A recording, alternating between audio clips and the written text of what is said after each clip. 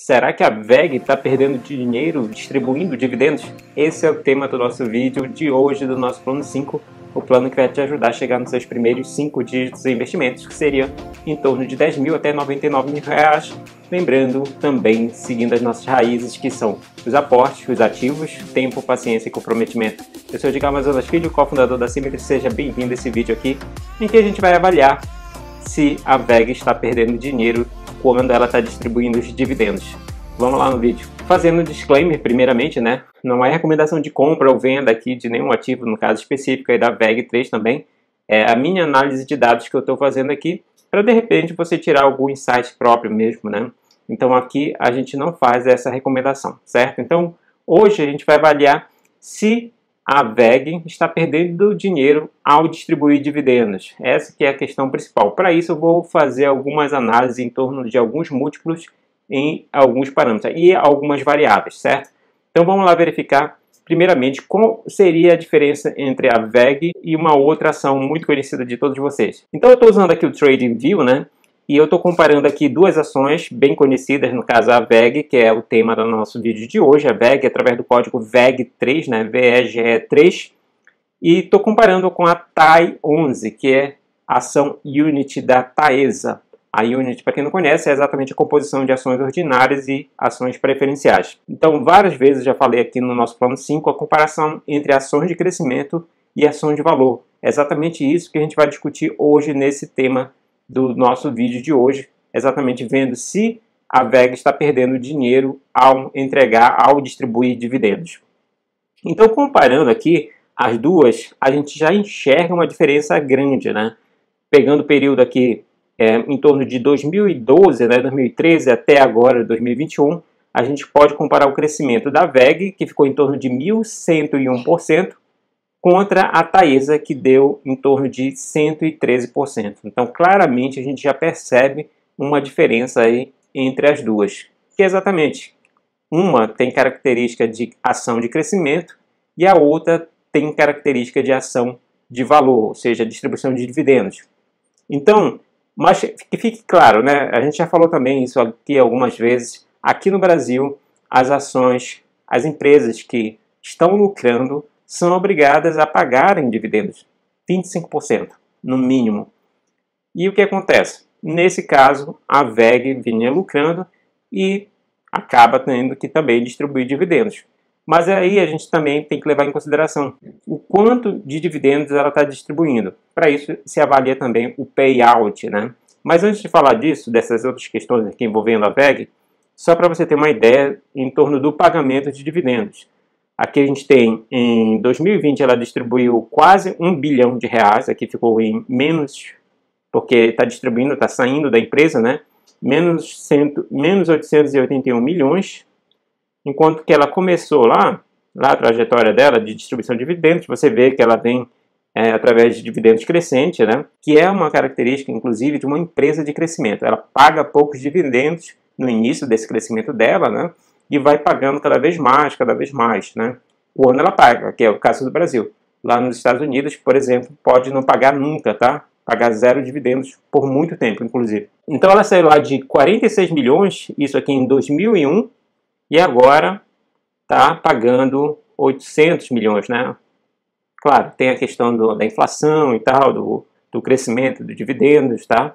Então isso aí acontece. Então, a gente enxerga que ela paga dividendos, mas tem um porém, né? Que é exatamente isso que eu vou mostrar aqui também nessa análise da VEG. Como é que está a situação da VEG? A gente sempre pega esses múltiplos básicos aqui, sempre para entender se é uma empresa que tem característica de crescimento ou tem característica de dividendos. Se a gente for olhar aqui, a gente tem um PL da VEG de 46,20, o PL seria o preço sobre lucro, e um P sobre VP, que é o preço sobre o valor patrimonial, de 12,68. A gente já fez um vídeo aqui para verificar se a empresa está barata, né, de acordo com múltiplos, né, que seria multiplicar o PL vezes o P sobre VP. Só para você ter uma ideia, aqui, ó, no caso, a VEG, 585. O limite lá, que a gente colocou lá, que muitas pessoas usam como referência, seria 22,5. É a multiplicação do PL sobre PL vezes o P sobre VP. No caso aí a gente vê aí que está mais de 20 vezes aí a diferença daquilo que seria teoricamente uma empresa de valor, uma ação de valor na verdade, com foco em dividendos. Outra característica da empresa aqui, da WEG, para a gente bater o martelo, se ela é uma empresa de crescimento, é exatamente o dividend yield, 1,1%, muito baixo, mas apesar disso, esse dividend yield aqui, de acordo lá com o site do Status Invest, ele vem de um payout de mais de 50% em média, atualmente está em torno de 43%, então a gente vê que tem um payout alto, né? O mínimo seria aquele 25%, mas ela está pagando o dobro do mínimo, ainda está pagando muito dividendos. Isso impacta diretamente exatamente nessa variável, nesse parâmetro aqui, que é o ROIC, que é o Return of Investment Capital, que será o retorno sobre o capital investido, resumidamente. Aqui tem 25,9%. A formulazinha aqui, só para você enxergar aqui, o ROIC, seria o lucro líquido menos os dividendos, dividido pelo débito mais patrimônio.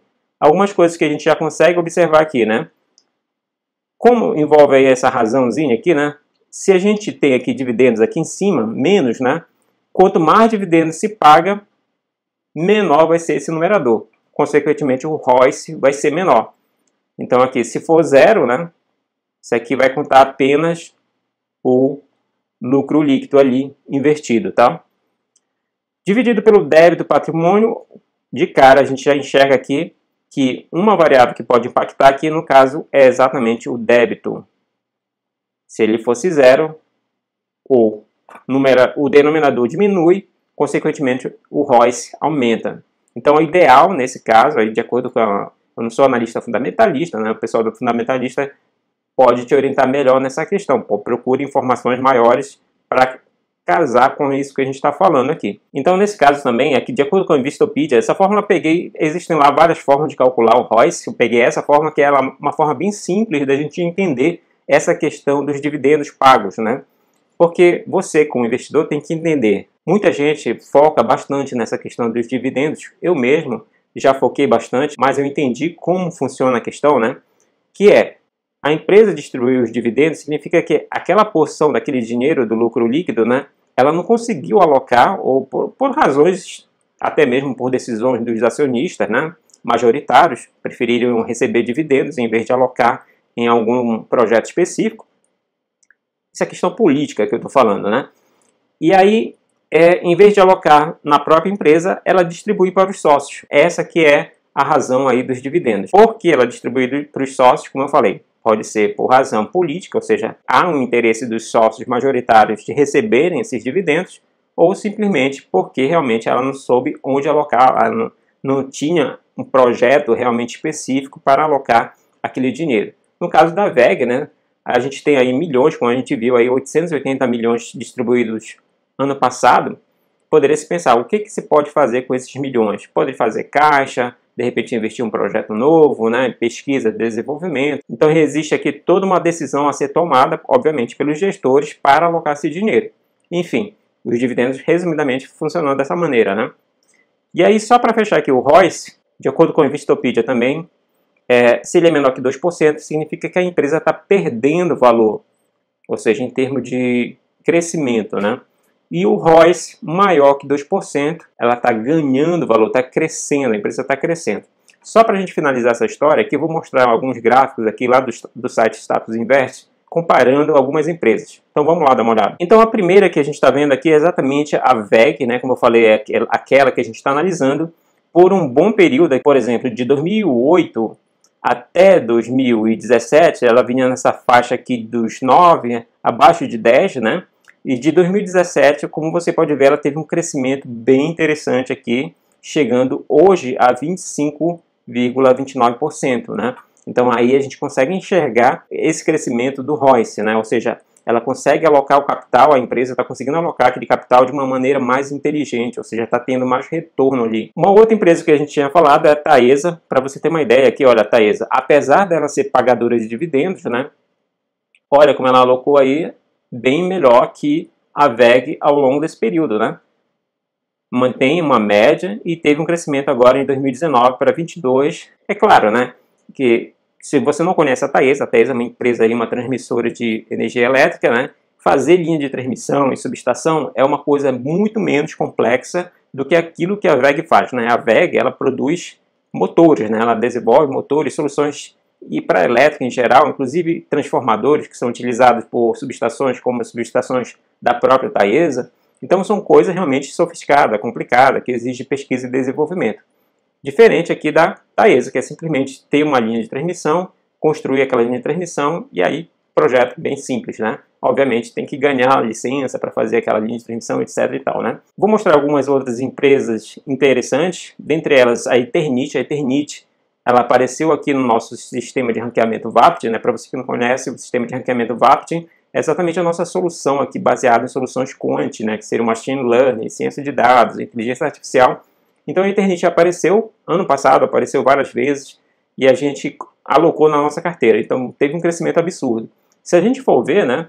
A Eternit, desde 2008, ela vinha perdendo valor constantemente, chegando até o fundo do poço, né, que em 2017, em menos 97%. Então, foi o fundo do poço ali para ela, mas a partir daquilo ali teve um que a gente chama de turnaround, né? Ela realmente deu uma reviravolta aqui e hoje ela está com um crescimento aqui do ROIC de 64%, uma coisa absurda realmente. Ela está focada em crescimento. Se você for também olhar a questão do pagamento de dividendos aqui, a Eternit veio caindo de dividendos, pagando zero agora atualmente. De repente, se ela vai voltar a pagar dividendos, ela era uma empresa muito conhecida como pagadora de dividendos, né? Inclusive o próprio Luiz Barsi é um dos sócios lá, pessoas físicas de grande participação lá, tá? Outras duas conhecidas aqui, a gente tem a Cogna. A Cogna é exatamente a Croton, né? Eu era investido da Croton, né? Eu me desfiz dela. Como você pode ver, ela vinha lá do negativo, chegou no topo lá em 2013 a 17%, e aí depois só vem perdendo valor, né? Lembra lá aquela escalazinha que eu coloquei? Acima de 2% ganha valor, abaixo de 2% está perdendo valor. Então ela hoje está com menos 15% aqui, o ROIC, né? Por último, também bem conhecida agora por muitos investidores que apostaram nela, uma aposta, né? Não foi uma aposta. Não apareceu aqui no nosso ranqueamento VAPT. Por que não apareceu? Porque a gente leva em consideração, além da tendência de crescimento, a gente leva em consideração a questão da volatilidade para criar o nosso ranking. E como ela é uma empresa que apresenta uma volatilidade alta, ela não aparece bem ranqueada no nosso sistema de ranqueamento. O ROIC aqui da Oi, né, como a gente pode ver, chegou um topo lá de 13%, daí a partir dali só foi desgraça, né? Perdendo valor constantemente, até chegar no fundo do poço aqui em menos 21,71% em 2018. Deu uma recuperada, mas já está novamente caindo ali no fundo do poço, né? É aquela questão, né? E isso aqui vai refletir lá nos preços das cotações. De alguma forma você vai enxergar isso aqui. Obviamente não é uma relação totalmente direta, mas impacta também. A mensagem que eu queria colocar hoje é exatamente para em torno dos dividendos, né? A gente tem uma solução que é mais focada em ações de crescimento, apesar de você também poder utilizá-la para as decisões em ações de dividendos, mas o foco nosso realmente são as ações de crescimento. É importante que você entenda o que são esses dividendos. Os dividendos é aquele dinheiro que sai da empresa, um dinheiro que ela, teoricamente, não sabe o que fazer com aquele dinheiro. Falando, obviamente, de uma maneira bem simples. Seria isso, né? O que são os dividendos. Mas enfim, pessoal, o vídeo de hoje fica por aqui. Espero que você tenha gostado. Se você gostou, não esqueça de deixar o like, deixar seu comentário, compartilha. E também não esqueça de se inscrever no nosso canal e ativar as notificações. Abraço e até amanhã.